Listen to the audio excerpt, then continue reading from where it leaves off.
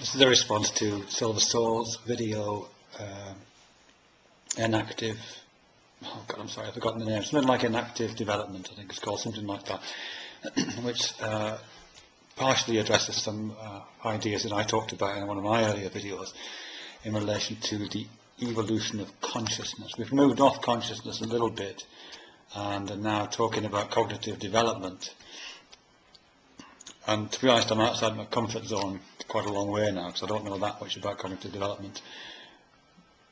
And to be honest, I know even less about consciousness, but I feel comfortable talking about that bit as thing I don't know, because nobody knows that much.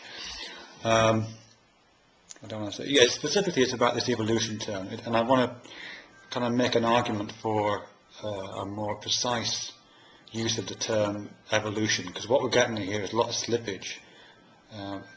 It's something that I need to talk in more generally, to think more generally about. But there's a lot of slippage here between the term evolution and terms like development and terms like change.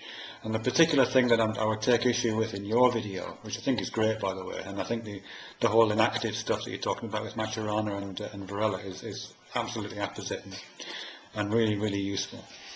But this term evolution being kind of elided with terms like development, I have a real problem with, because when you're talking about development in this video, you're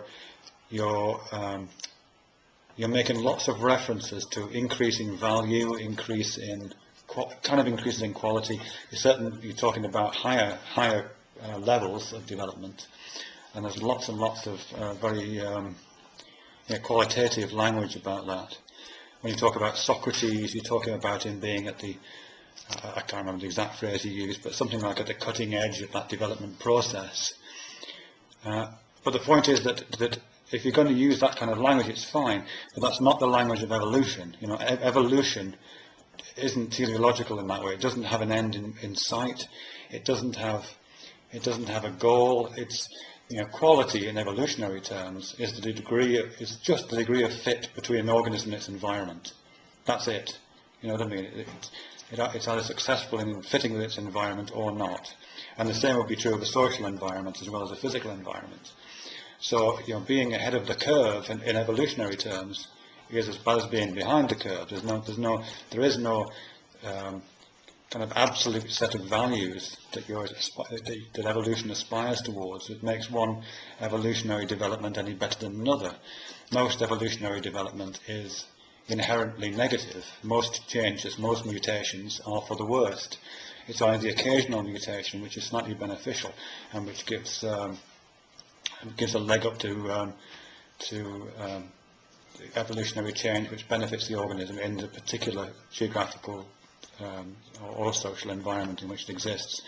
So I think within that, it doesn't work, at least for me, and unless I'm missing something, it doesn't work to use the language of evolution and combine that language with the language of qualitative development, as if being more evolved, as if there's such a thing as being more evolved and that being necessarily better than less evolved.